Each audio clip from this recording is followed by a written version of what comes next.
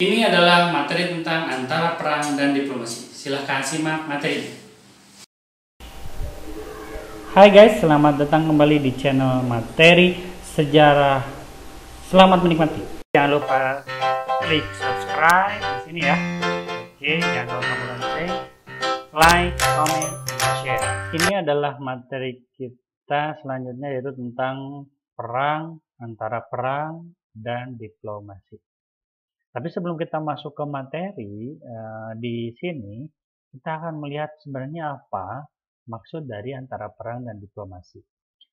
Kemarin kita di pertemuan sebelumnya, di bagian mempertahankan kemerdekaan, nanti kalian bisa lihat ya, di sudut kanan atas ya, di sana, itu disebutkan bahwa Indonesia mempertahankan kemerdekaan setelah proklamasi dari Sekutu dan Belanda, di mana Sekutu lewat Afne dan Belanda dengan nikahnya gitu ya, ingin mengambil alih kembali negara Indonesia yang sudah memproklamasikan diri.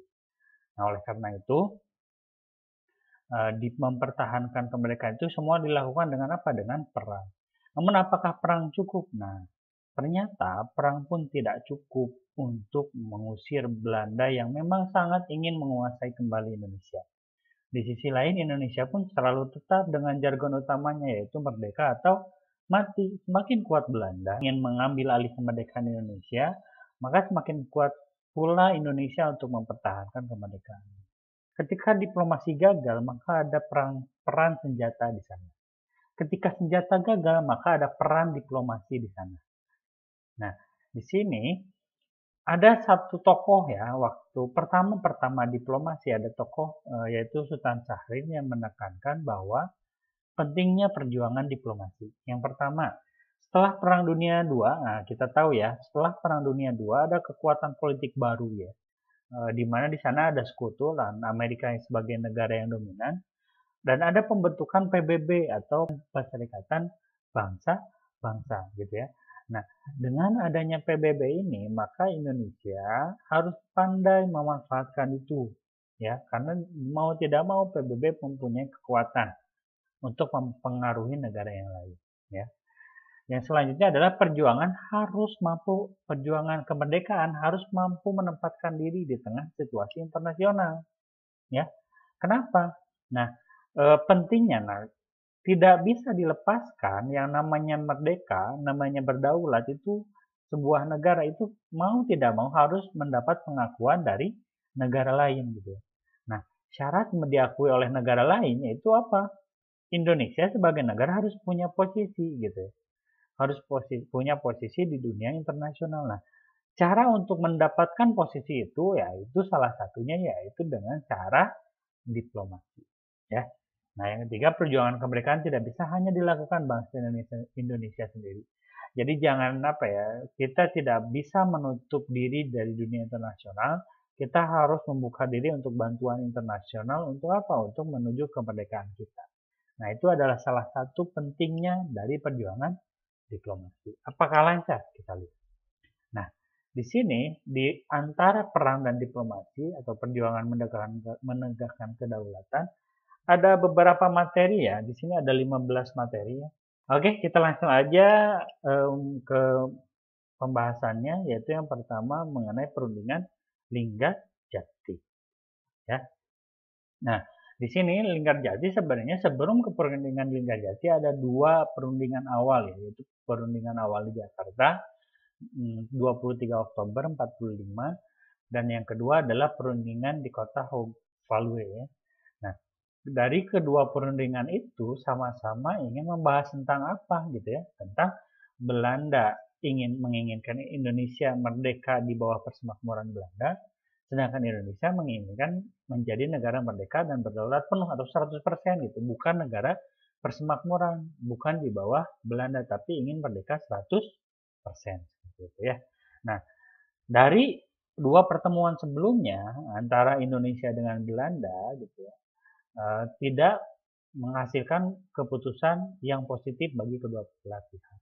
Di sisi lain, Inggris selaku perwakilan sekutu di Indonesia ingin segera mengakhiri tugasnya di Indonesia gitu ya, karena sudah semakin ya istilahnya kacau ya, mereka datang dapat perlawanan gitu ya.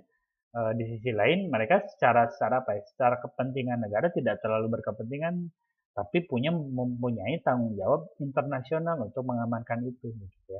Maka mau tidak mau Inggris memfasilitasi yang namanya perundingan antara Belanda dengan Indonesia. Nah, di sini Inggris melalui Lord Gillan ya memprakarsai diadakannya perundingan Linggarjati gitu. Nah, di sini hasil pertemuannya apa? Hasil perundingannya ya pada 15 November 1946, yaitu Belanda secara de facto mengakui kedaulatan Republik Indonesia atas Sumatera, Jawa, dan Madura. Kedua, RI dan Belanda bekerjasama menyelenggarakan berdirinya Republik Indonesia Serikat gitu ya. Dan yang ketiga, RI dan Belanda akan membentuk Uni Indonesia Belanda dengan Ratu Belanda sebagai ketua gitu ya. Nah, di sini apakah suatu kerugian ya kalau misalkan kemarin kita diproklamasi bahwa negara kita itu adalah setelah proklamasi menetapkan bahwa wilayah Indonesia ya ada 12 kementerian dan 8 provinsi. Nah, apakah dengan diakuinya ya Sumatera, Jawa, dan Madura saja itu sebuah kerugian? Nah, saya bahas satu-satu hasilnya tadi ya. Yang pertama, Republik Indonesia, Sumatera, Jawa, dan Madura memang secara real, secara de facto wilayah kita berkurang ya, asalnya seluruh jajahan Belanda gitu ya, tapi yang tersisa tinggal 2 pulau besar aja, yaitu Sumatera dan Jawa, dan 1 pulau kecil yaitu Madura ya. Dan selanjutnya RI dan Belanda bekerja sama menyelenggarakan berdirinya RI, nah akan dibentuk Republik Indonesia Serikat gitu ya, seperti itu. Dan yang selanjutnya ya RI dan Belanda akan membentuk Uni Indonesia Belanda dengan Ratu Belanda sebagai ketua, yang akan dibentuk persatuan gitu ya antara Indonesia dan Belanda. Nah, apakah ini sebuah kerugian? Nah, bagi sebagian orang ini merupakan sebuah kerugian. Nah, itu pun yang menjadi alasan kenapa akhirnya Syahrir itu diturunkan dari Perdana Menteri, karena ada sebagian yang merasa ini merugikan Indonesia. Nah, tapi di sini ada juga yang kalian harus tahu bahwa ada konferensi Malino sebelum Linggarjati, namun ditindaklanjuti juga setelah Linggarjati gitu ya. Jadi di konferensi Malino ini 15-26 Juli 46, berarti sebelum Linggarjati ya, FANMUK membentuk federasi sementara, negara federasi sementara. Nah, isinya adalah negara-negara bagian, dia membuat negara-negara boneka. Nah, negara-negara boneka tersebut hanya sebagian provinsi saja, sebagian negara saja. Ada wilayah-wilayah yang tidak terwakili, ya. Nah, inilah yang menimbulkan keresahan bagi daerah yang tidak terwakili. Sehingga untuk mengatasi hal itu, nah, jadi ada ide dari salah satu tokoh, ide anak Agung, Gede Agung ya, Perdana Menteri Indonesia Timur. Dia ingin solusi untuk mengadakan sebuah rapat yang isinya adalah mengundang negara-negara bagian dan daerah-daerah yang otonom itu. Nah, rapat tersebut dikenal dengan Bihancom for Federal Affairs.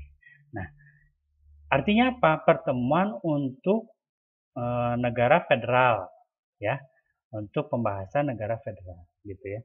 Nah, ini untuk apa, gitu ya? Bagi tujuannya apa? Tujuannya yaitu untuk mencari jalan keluar, ya, atas apa? Atas konflik antara Indonesia dan Belanda. Yang kedua adalah untuk apa? Untuk mencari apa ya? Membentuk sebuah pemerintahan federal yang apa ya? Yang tidak seperti FANMUK inginkan, karena kan ya ini tadi FANMUK ya yang membentuk federasi sementara. Nah, ingin mencari bentuk yang berbeda dari negara federasi sementara yang dibuat oleh FANMUK, maka dibuatlah BFO.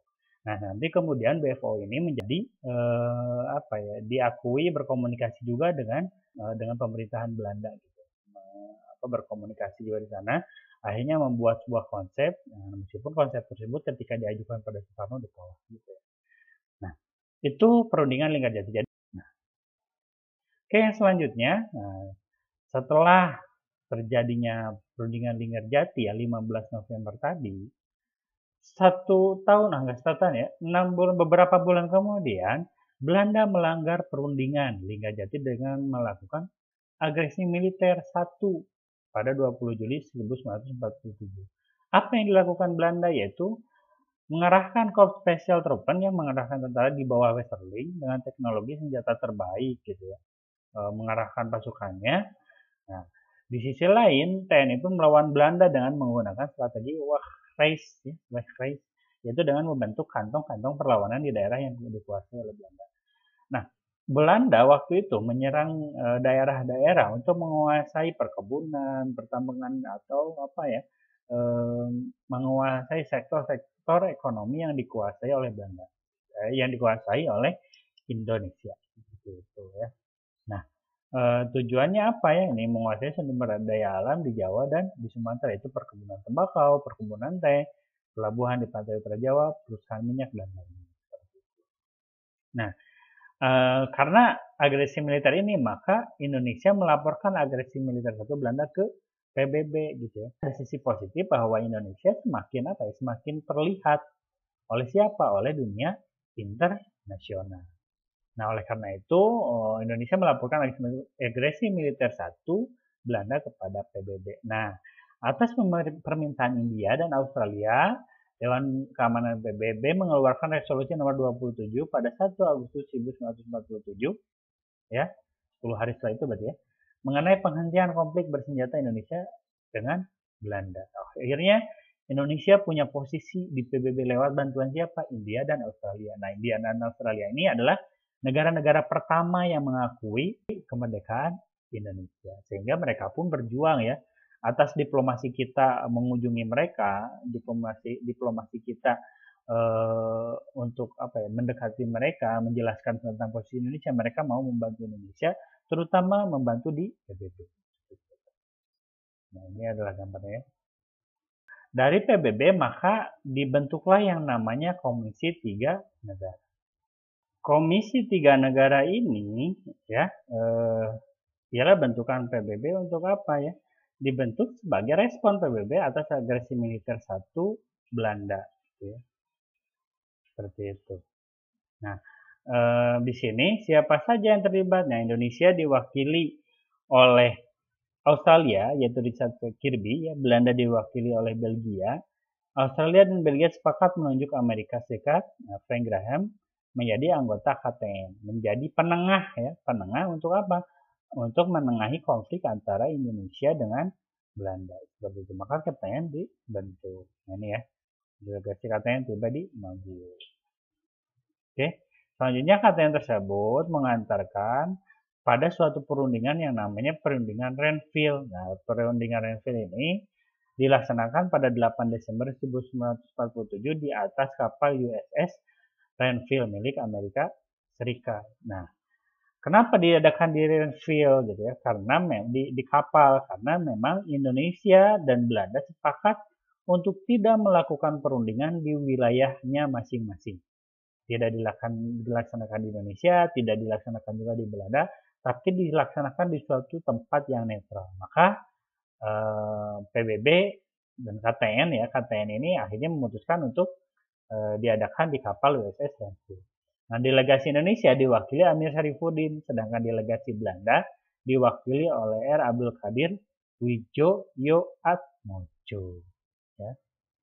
Nah, isinya apa? Masih tetap sama ya, Belanda menghendaki Indonesia menjadi negara federasi bagian dari Belanda, sedangkan Indonesia menginginkan kemerdekaan penuh, seperti itu. Nah, hasilnya apa? Hasilnya bahwa diakuinya garis demarkasi Van Mook ya. Garis demarkasi Van Mook ini apa? Nanti kalian cari ya. Ada beberapa garis yang menunjukkan bahwa negara-negara bagian itu dipisahkan oleh garis demarkasinya Van Mook. Van Mook yang buat garis tersebut. Pasukan Indonesia yang berada di wilayah pendudukan Belanda harus ditarik ke wilayah Indonesia. Karena apa? Karena adanya demarkasi Van Mook tersebut gitu ya. Akhirnya ditarik ke, tadi kan di Linggarjati kita menerapkan strategi war crash ya, atau melakukan perlawanan di kantong-kantong perlawanannya Belanda. Berarti di wilayah-wilayahnya Belanda. Nah, berarti otomatis mereka sudah ada di wilayah-wilayah Belanda. Karena ada perjanjian ini, maka TNI gitu ya, tentara-tentara yang ada di kawasan Belanda itu harus dipusatkan, dipindahkan ke daerahnya Belanda, daerahnya Indonesia. Gitu. Nah, RIS memiliki kedudukan yang sejajar dengan negara Belanda dalam Uni Indonesia Belanda. Jadi ini negara Republik Indonesia punya kedudukan sejajar ya dengan negara Belanda nanti kalau sudah dibentuk. Nah, Republik Indonesia menjadi bagian dari negara Republik Indonesia Serikat. Nah, negara Indonesia, Republik Indonesia menjadi bagian negara, jadi Indonesia pada setelah Renville ini menjadi negara bagian sendiri dari RIS gitu ya, dari Republik Indonesia Serikat. Di mana letaknya? Yaitu di daerah mana? Di daerah Yogyakarta ya, sebagian Jawa Tengah, sebagian Jawa Timur, juga di sebagian Sumatera. Apakah wilayahnya semakin kecil? Ya, tentu karena kalau misalkan di Linggarjati kita ada Sumatera, ya seluruh Sumatera, seluruh Jawa dan Madura, ini semakin mengecil, hanya tersisa Jogja, sebagian Jawa Tengah, sebagian Jawa Timur, dan sebagian Sumatera. Nanti kalian bisa lihat ya, wilayah Indonesia setelah Renville ini, kalian bisa cari di Google, gambarnya ada.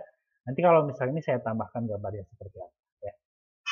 Nah, terus yang keempat adalah Republik Indonesia menjadi bagian dari negara Republik Indonesia. Nah, akibat dari Renville ini, Amir Syarifuddin yang waktu itu Perdana Menteri ya, itu diturunkan dari kursinya sebagai Perdana Menteri. Karena apa? Karena dinilai dengan Renville ini, kedudukan Indonesia semakin kecil, semakin lemah gitu. Maka dimunculkanlah mosi tidak percaya terhadap Amir Syarifuddin. Itu ya. Terus yang kedua, ada protes. Ya, akibat dari Renville ada protes. Dari siapa? Dari Kartosuwiryo. Siapa dia? Dia adalah salah satu laskar ya yang ada di Jawa Barat yang tidak ingin menyerahkan Jawa Barat kepada Belanda gitu ya. Tidak ingin melakukan hijrah, tidak ingin kembali ke wilayah Indonesia yang ada di Jogja itu gitu, ya. Dan selanjutnya Amir Syarifuddin tadi dilepaskan dari Perdana Menterinya, kemudian bergabung ke PKI yang kemudian PKI akan melancarkan yang namanya pemberontakan PKI Madiun 1948. Nah, itu akibat dari perjanjian Renville. Renville ya sejujurnya sudah sangat menyudutkan Indonesia dan Belanda mungkin secara tidak sederhananya sudah di atas angin karena apa? Republik Indonesia Serikat akan terbentuk nih. Namun akibat ketidaksabaran Belanda akhirnya ya agresi militer Belanda dilaksanakan ya pada 19 Desember 1948. 1 tahun kemudian lagi-lagi Belanda melanggar perjanjiannya ya. Pasukan terjun payung Belanda melancarkan serangan ke Maguwo. Belanda berhasil menguasai dan merebut ibu kota Republik Indonesia di Yogyakarta ya. Dan Soekarno wakilnya Muhammad Hatta dan beberapa pejabat negara ditawan serta diasingkan ke Pulau Bangka. Jenderal Sudirman menyusun konsep pertahanan rakyat semesta serta bersama TNI bergerilya melawan Belanda. Nah, di sisi lain sebenarnya Presiden Soekarno dan Hatta sebenarnya waktu itu bisa saja kabur, tapi dia memilih untuk tinggal di sana. Nah, dia pun akhirnya menulis sebuah telegram untuk dikirimkan ke Syafruddin Prawira Negara untuk membuat pemerintahan sementara di Bukit Tinggi nanti ya, PDRI kita bahas kemudian. Nah, yang menarik adalah di sini Sudirman akhirnya menyusun konsep pertahanan rakyat semesta. Di sini Sudirman dalam posisi sebenarnya lagi sakit. Dia ada gangguan pernafasan ya, kena penyakit pernafasan. Dia ditandu dan akhirnya dia memimpin perlawanan terhadap Belanda di atas tandu, memerintahkan kepada seluruh TNI yang ada di Indonesia untuk bergerilya melawan Belanda. Nah, di sisi lain juga di internasional sudah barang tentu agresi ini mendapat kecaman yang sangat serius. Saking seriusnya Amerika mengancam akan menghentikan bantuan ekonomi untuk Belanda. Nah, akibat tekanan internasional ini, maka Belanda akhirnya bersedia kembali untuk berunding. Nah, nanti kita akan membahas ya bagaimana perundingan selanjutnya. Namun untuk peperangan dan diplomasi ke-1 ini akan habis di agresi militer Belanda kedua di materi ini. Nanti ke depan kita akan melihat bagaimana setelah agresi militer Belanda 2, PDRI, perang gerilya, serangan umum, terus perjanjian Rumroyen. Banyak sekali ya, nanti akan kita bahas. Itu saja untuk materi kita hari ini. Kita telah membahas tadi kenapa ada perang dan diplomasi, bagaimana perjanjian Linggarjati, terus ada agresi militer 1 dari Belanda, gitu. Terus selanjutnya ada perjanjian Renville, ya, dan yang sekarang itu adalah agresi militer Belanda kedua, yaitu pembatalan dari perjanjian Renville, gitu ya. Itu aja yang bisa disampaikan. Nah, kalau misalkan ada yang ditanyakan, silahkan tuliskan di kolom komentar di bawah, gitu ya. Kalau misalkan suka, silahkan like. Tidak suka, silahkan dislike. Silahkan dukung channel ini untuk terus berkembang dengan subscribe ya. Itu aja yang bisa disampaikan. Saya tutup dengan wassalamualaikum warahmatullahi wabarakatuh. Dah.